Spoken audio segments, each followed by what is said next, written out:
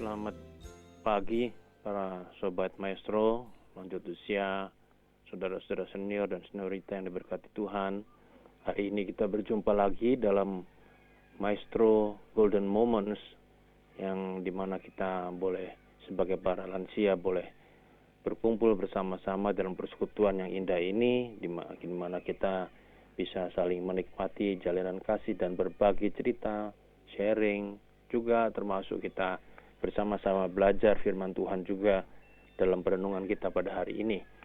Dan seperti tadi Ibu Silvi sudah mengatakan bahwa tema kita pada hari ini adalah Kristus Raja yang Menggembalakan. Itu diambil dari Injil Matius pasal 25 ayat 31 sampai 46. Matius pasal 25 ayat 31 sampai 46. Dan sebelum kita merenungkan firman Tuhan ini, mari kita bersama-sama berdoa mohon pimpinan Roh Kudus dalam kita merenungkan sabda Tuhan. Mari berdoa. Tuhan, kami mengucap syukur kepada Tuhan. Dengan penuh sukacita kami menyambut acara pada hari ini, Maestro Golden Moments, di mana ini merupakan berkat untuk kami para lanjut usia yang tidak dapat pergi ke rumah Tuhan karena wabah pandemi masih melanda dunia ini. Kami mau memanfaatkan waktu ini ya Tuhan untuk bersekutu dengan Engkau lewat semua acara yang kami boleh nikmati bersama, sehingga menjadi berkat buat kami.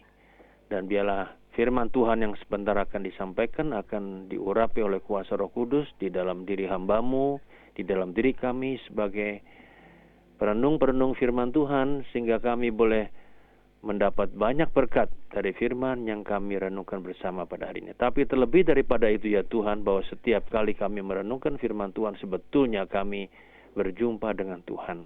Kami menikmati Tuhan dalam hidup kami. Dan biarlah firman yang disampaikan hari ini dengan kekuatan Roh Kudus tidak akan menjadi sia-sia dalam diri kami, tapi akan berbuah lebat dalam hidup kami. Sekalipun kami sebagai para lanjut usia, kami masih bisa menjadi berbuah pada masa tua kami untuk banyak orang di sekitar kami. Bersabdalah ya Tuhan, kami bersedia mendengarkannya. Dalam nama Tuhan Yesus kami berdoa. Amin. Ya. Para senior-seniorita yang diberkati Tuhan, hari ini kita membaca Matius pasal 25 ayat 31 sampai 46. Judul Alkitab itu Penghakiman Terakhir. Ayat 31. Pasal 25 Injil Matius. Apabila anak manusia datang dalam kemuliaannya dan semua malaikat bersama-sama dengan dia, maka ia akan bersemayam di atas tahta kemuliaannya.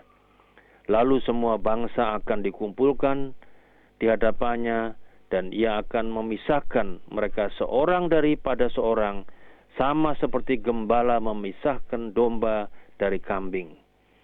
Dan ia akan menempatkan domba-domba di sebelah kanannya dan kambing-kambing di sebelah kirinya. Dan raja itu akan berkata kepada mereka yang di sebelah kanannya, "Mari, hai kamu yang diberkati oleh Bapa-Ku, terimalah kerajaan yang telah disediakan bagimu sejak dunia dijadikan. Sebab ketika aku lapar, kamu memberi aku makan. Ketika aku haus, kamu memberi aku minum. Ketika aku seorang asing, kamu memberi aku tumpangan. Ketika aku telanjang, kamu memberi aku pakaian. Ketika aku sakit, kamu melawat aku. Ketika aku di dalam penjara, kamu mengunjungi aku." Maka orang-orang benar itu akan menjawab dia, katanya, "Tuhan, bila manakah kami melihat Engkau lapar dan kami memberi Engkau makan, atau haus dan kami memberi Engkau minum? Bila manakah kami melihat Engkau sebagai orang asing dan kami memberi Engkau tumpangan, atau telanjang dan kami memberi Engkau pakaian? Bila manakah kami melihat Engkau sakit atau dalam penjara dan kami mengunjungi Engkau?" Dan raja itu akan menjawab mereka, "Aku berkata kepadamu, sesungguhnya segala sesuatu yang kamu lakukan untuk salah seorang dari saudaraku yang paling hina ini, kamu telah melakukannya untuk aku." Dan ia akan berkata juga kepada mereka yang di sebelah kirinya, "Enyahlah dari hadapanku, hai kamu orang-orang terkutuk. Enyahlah ke dalam api yang kekal, yang telah yang telah sedia untuk iblis dan malaikat-malaikatnya. Sebab ketika aku lapar, kamu tidak memberi aku makan. Ketika aku haus, kamu tidak memberi aku minum. Ketika aku seorang asing, kamu tidak memberi aku tumpangan. Ketika aku telanjang, kamu tidak memberi aku pakaian. Ketika aku sakit dan dalam penjara, kamu tidak melawat aku. Lalu mereka pun akan menjawab dia, katanya, Tuhan, bila manakah kami melihat engkau lapar atau haus atau sebagai orang asing atau telanjang atau sakit atau dalam penjara dan kami tidak melayani engkau?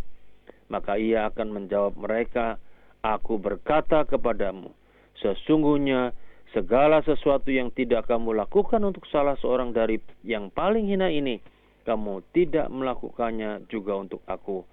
Dan mereka ini akan masuk ke tempat siksaan yang kekal, tetapi orang yang benar ke dalam hidup yang kekal. Ya, seniorita yang dikasih Tuhan, ya, hari Minggu ini, tanggal 22 November ini adalah merupakan hari terakhir dalam kalender gereja, ya, dalam tahun gereja, yaitu disebut dengan istilah Minggu Kristus Raja. Ya. Ya, jadi bacaan kita hari ini terambil dari Matius 25 ayat 31 sampai 46, dan kita menghayati Kristus Raja sebagai hakim agung akhir zaman pada hari Tuhan, dan Raja dan Gembala Agung yang sekaligus nantinya akan memisahkan domba dari kambing. Ya, Kristus Raja adalah tokoh satu-satunya yang ada dalam peristiwa penghakiman itu, yang diiringi para malaikat yang menambah keagungan dan kemuliaan Sang Raja sebagai Gembala yang agung itu. Nah, yang ditekankan di dalam 3 minggu berturut-turut yang lalu, yang saya sudah sampaikan, yaitu Injil Matius pasal 25, yang pertama yaitu dari perumpamaan gadis yang bijak dan gadis yang bodoh. Lalu minggu yang lalu juga tentang perumpamaan talenta, Matius 25 ayat 14 sampai 30, dan hari ini, ya, adalah tentang penghakiman terakhir. Semua firman yang 3 minggu dengan minggu sekarang dalam Matius 25 itu menekankan tanggung jawab setiap orang menyambut kedatangan Tuhan. Maksudnya adalah tanggung jawab dalam segala hal tentang kehidupan kita yang dipercayakan Tuhan kepada kita. Ya, semua hal. Waktu, tenaga, pikiran, harta benda, semuanya yang menyangkut eksistensi kehidupan kita sebagai manusia yang dihadirkan Tuhan di tengah bumi ini. Yang dikumpulkan ke hadapan tahta anak manusia bukan hanya umat pilihan, melainkan semua bangsa, tanpa kecuali. Dan pemisahan bukan berdasarkan ras atau bangsa atau kelompok atau golongan, bukan berdasarkan umat pilihan atau bukan, tetapi seorang demi seorang, masing-masing diadili menurut perbuatan imannya sendiri-sendiri. Ukuran penghakiman bukanlah aneka macam kewajiban agama yang dikerjakan dengan taat atau dilanggar, tapi hanya satu hal saja, yaitu perbuatan iman yang dinyatakan di dalam perbuatan kita yang konkret sehari-hari. Ya. Sebab itu dikatakan dalam Yakobus pasal 2:17 bahwa iman tanpa perbuatan adalah pada hakikatnya mati. Iman kepada Kristus yang diwujud nyatakan dalam pelayanan kasih dan kemurahan hati, yang dikonkretkan atau dicontohkan di dalam perikop kita pada hari ini dengan 6 tindakan, yaitu memberi makan bagi orang yang lapar, memberi minum kepada yang haus, memberi tumpangan kepada orang asing, memberi pakaian kepada yang telanjang, menjenguk ketika sakit, dan mengunjungi orang yang terpenjara. Daftar kepedulian dan tindakan kasih ini konsisten dengan pemahaman Tuhan Yesus terhadap Taurat. Itu yang dikatakan dalam Injil Matius pasal 9 ayat 13, Matius pasal 12 ayat 7, Matius 23 dikatakan di sana, apa yang ku kehendaki bukanlah korban persembahan, melainkan belas kasih. Nah, di sini kita melihat bahwa Tuhan Yesus konsisten di dalam memahami Taurat. Ya. Nah, itulah juga yang dia jalani sepanjang pelayanannya di dalam kasih dan bela rasa kepada sesama manusia. Nah, tema kali ini mau didasarkan kepada fungsi dan tugas gembala. Maka temanya adalah Kristus Raja, karena ini Hari Raya Kristus Raja yang menggembalakan. Dan penggembalaannya itu di dalam kasih dan kemurahan hati. Ada dua itu dasarnya, kasih dan kemurahan hati. Kristus sebagai gembala agung mencontohkan bagaimana mencintai semua orang, bahkan musuh sekalipun. Ya. Dan di akhir tahun gereja ini, pada hari ini, karena besok minggu depan kita mulai memasuki masa raya Advent, di mana kita akan merayakan Natal 4 minggu ke depan atau 5 minggu ke depan.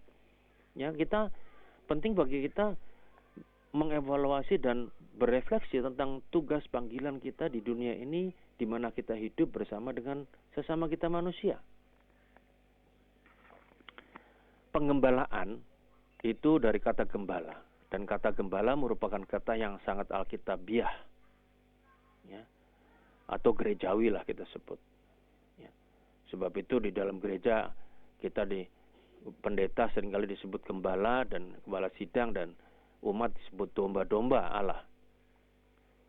Karena apa? Karena kata gembala ini di dalamnya terkandung dua hal, yaitu kasih dan kemurahan hati. Kasih dan kemurahan hati ini adalah dua kata yang menjadi tolok ukur penghakiman yang akan datang. Ya. Kasih dan kemurahan hati ini adalah wujud daripada iman. Iman tanpa perbuatan kasih dan kemurahan hati itu adalah pada hakikatnya mati. Karena itu kita sebagai domba-domba Tuhan yang digembalakan Dia dengan sempurna, kita diingatkan untuk saling menggembalakan di antara sesama kita manusia. Dan dalam hal itu ada dua hal kita meneladani Tuhan Yesus. Yang pertama adalah, nomor satu adalah menggembalakan dengan kasih. Ya. Yesus menggembalakan kita dengan cinta kasih-Nya secara sempurna. Mestinya kita yang sering merasa dan mengatakan diri kita sebagai kawanan domba gembalaannya sudah harus terbiasa melakukan tindakan kasih itu. Tetapi ini tidak mudah. Mari kita melihat lebih jauh.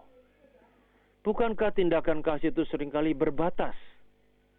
Ya, sebatas kepada para murid atau sesama orang Kristen saja. Berbatas dengan sebutan kasih yang eksklusif.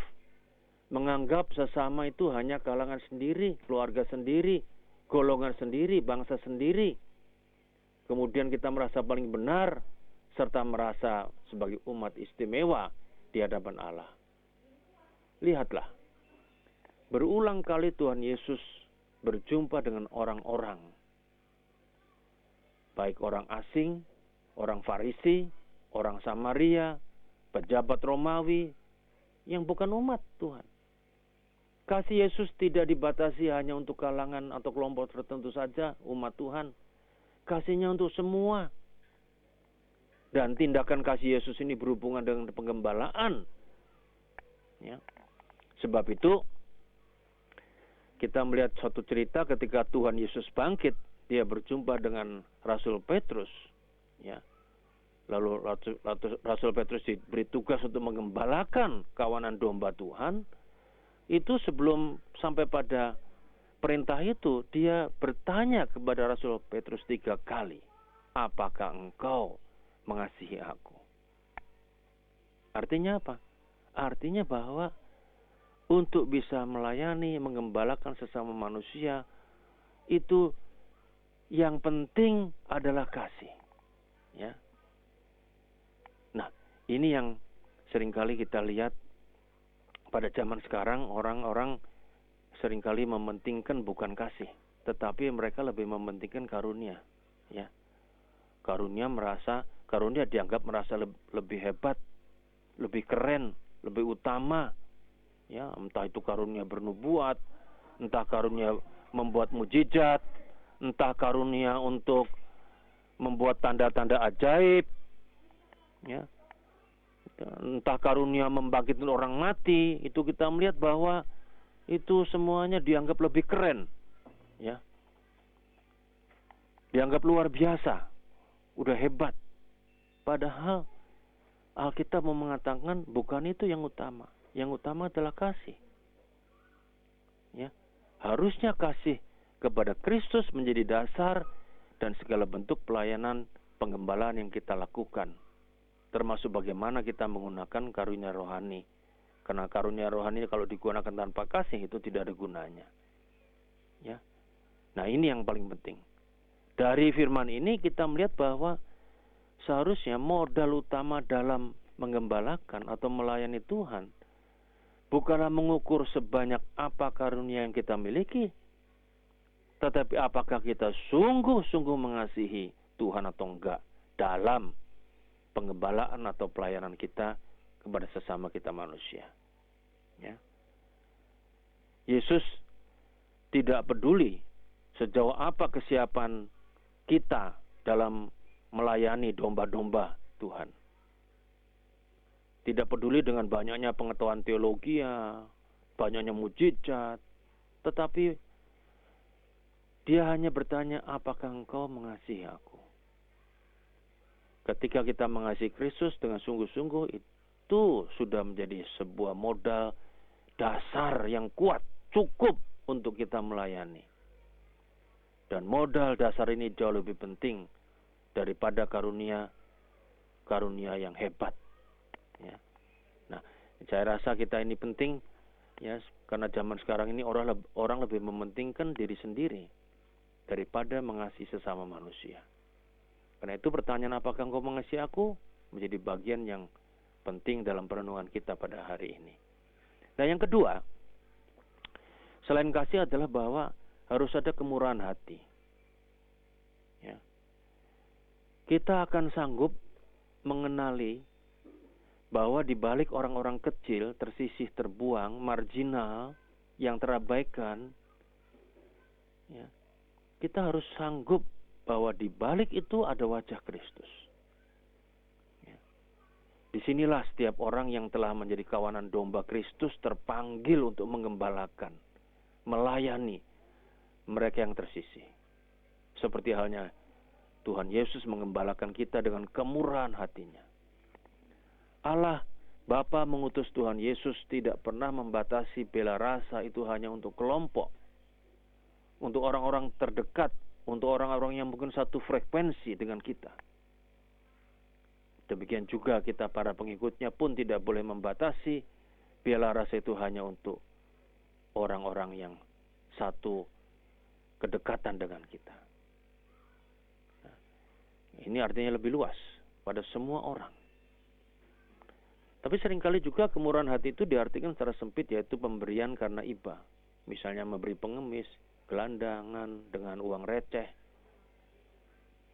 Itu memang bisa, tetapi itu tidak cukup. Memberi makan kepada yang lapar, minum kepada yang haus, pakaian kepada yang telanjang, menjenguk orang sakit, terpenjara adalah baik. Itu harus dilakukan ketika memang saudara-saudara sesama kita dalam keadaan benar-benar membutuhkan. Jadi yang penting bukan dalam arti sempit kemurahan hati itu pemberian karena iba. Bukan. Tapi karena benar-benar membutuhkan. Apa kebutuhan dasar yang diperlukan. Dan di dalam itu kita tidak boleh diam.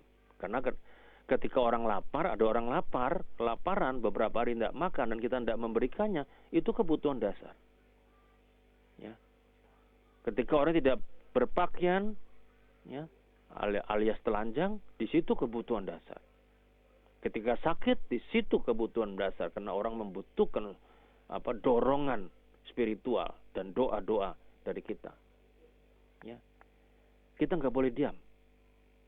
Dan Yesus memberi contoh demikian karena pada zamannya itulah yang secara kasat mata dialami oleh anak-anak manusia pada waktu itu dalam penderitaannya. Ya, mestinya pada saat ini di mana kita ada dalam wabah pandemi COVID-19, itu ada yang lebih dari itu, bukan sekedar cuma yang disebutkan di situ. Ya. Tapi betul-betul ada kebutuhan mendasar, karena sekarang ini banyak orang yang di PHK, banyak orang yang mungkin makannya juga berkurang, padahal sementara ini COVID diperlukan makan yang cukup gizi agar imunitasnya cukup untuk menangkal virus, ya. Mestinya lebih dari itu. Ya. Itu sebabnya kenapa program pemerintah memberikan banyak bantuan sosial pada mereka, ya. Sehingga mereka bisa mengalami kesejahteraan yang cukup. Ya. Sekali lagi, memberi bantuan karitatif sangat baik dan perlu, tapi mestinya setiap domba Allah ini punya kepekaan sosial yang lebih tinggi terhadap sesamanya. Ya. Nah, mengapa demikian? Karena apa? Karena kita ini manusia diciptakan untuk berbagi. Ya. Berbagi. Dan kita diciptakan oleh Tuhan bukan supaya menjadi manusia yang egois, yang serakah, yang pelit, yang hanya fokus pada diri sendiri. Hanya tahu kunci kebahagiaan buat diri kita sendiri. Ya. Tetapi kita mesti tahu bahwa kunci kebahagiaan itu ada di dalam hidup yang berani memberi dan berbagi. Salah seorang motivator, ya, itu orang Kanada, ya, Brian Tracy, itu kelas dunia ini motivator ini pernah berkata bahwa orang-orang sukses akan selalu mencari kesempatan untuk membantu orang lain. Orang-orang yang tidak akan selalu bertanya apa untungnya buat saya. Ya. Jadi orang yang berhasil itu menurut Brian Tracy ini, seorang motivator Kanada ini, mengatakan bahwa kita kalau mau menjadi orang sukses itu nggak boleh bertanya apa untungnya buat saya. Kalau kita masih bertanya apa untungnya buat saya, itu kita tidak pernah jadi orang sukses meskipun kita orang kaya. Karena apa? Segala sesuatu yang diukur dari untung rugi itu yang membuat banyak orang menganggap bahwa tidak perlu kita berbagi hidup. Ya. Mari kita jadi orang serakah, mari kita jadi orang pelit. Karena apa? Karena kita masih mengukur itu dengan untung dan rugi. Jadi kalau kita jujur, maka ketika kita berbagi dengan orang lain, kita tidak perlu bertanya apa untungnya buat saya. Harusnya kita berkata, ini untungnya buat mereka yang dimana kita berbagi, sehingga mereka mengalami kesejahteraan dalam hidup mereka. Ya. Jadi kita menyadari bahwa kita datang ke dunia ini kan telanjang, dan kembali juga nanti telanjang. Maka seharusnya kita menggenggam erat apa yang ada di tangan kita. Kasih itu tadi, kemurahan hati tadi. Ya. Ada seorang misioneri dan dokter, ya, yang mengatakan bahwa layanan kita berikan kepada orang yang sesungguhnya adalah uang sewa yang kita bayar untuk kamar kita di bumi ini. Sudah jelas bahwa manusia sendiri adalah seorang pelancong. Bahwa tujuan di dunia ini bukan untuk memiliki dan menguasai, tapi untuk memberi dan melayani. Itu sebabnya dia kenapa memang dia profesinya dokter, tapi dia mau menjadi misioneri karena dia ingin merasakan itu. Di dunia ini kita hanya seorang pelancong. Tujuan hidup bukan di dunia untuk menguasai, memiliki, tapi untuk memberi dan melayani. Bahkan kalau kita pernah mendengar Perdana Menteri Inggris pada tahun 40 dan 45 serta pada tahun 51 dan 55 itu Sir Winston Churchill, dia mengatakan kita hidup dari apa yang kita peroleh, namun kita membuat kehidupan dari apa yang kita berikan. Ya, kita hidup karena kita hidup dari yang kita peroleh memang, tapi kita membuat kehidupan dari apa yang kita berikan. Ya. Dan Tuhan itu meneladani, memberikan itu sehingga membuat kehidupan indah. Ya. Bukankah kita juga seharusnya seperti itu, saudara-saudara, dalam hidup ini? Sehingga kita bisa punya kepekaan sosial yang tinggi kepada sesama kita, teristimewa pada masa pandemi COVID ini. Nah, saudara-saudara senior, seniorita yang dikasih Tuhan, apapun keadaan kita, pekerjaan kita, usia kita lanjut, ini juga mestinya kita dapat menerjemahkan kasih dan kemurahan hati Kristus itu kepada sesama kita manusia. Ya. Melalui harta benda kita, tenaga kita, kekuatan kita, pikiran kita, waktu kita, dan segala sumber daya lain yang kita miliki, bahkan ya termasuk doa kita. Ya. Kita melalui itu semua kita mengupayakan terciptanya kondisi-kondisi di mana nilai-nilai kerajaan Allah hadir dan meluas dalam berbagai bidang kehidupan sesama manusia. Sehingga sesama manusia terberkati dengan pengembalaan kita, pelayanan kita yang didasarkan kasih dan kemurahan hati. Bukan sebaliknya, mengabaikan sesama, bahkan menindas hanya untuk kepuasan diri sendiri, menjadi orang egois. Bukan. Ingatlah bahwa di hari penghakiman itu sang raja akan mengadili, ya, sesuai dengan apa yang telah kita lakukan dalam tanggung jawab kita yang Tuhan percayakan pada kita. Ia akan memperlihatkan kembali bagaimana cara kita hidup dan peduli pada sesama kita manusia, untuk saling mengembalakan sesama dengan kasih dan kemurahan hati. Nah, mumpung waktunya belum terlambat, mari kita bebenah diri, agar kalau Tuhan memanggil kita, Tuhan mengakhiri hidup ini menjadi hakim atas segala hakim, maka kita akan bisa mempertanggungjawabkan semuanya kepada Tuhan. Tuhan memberkati kita. Amin.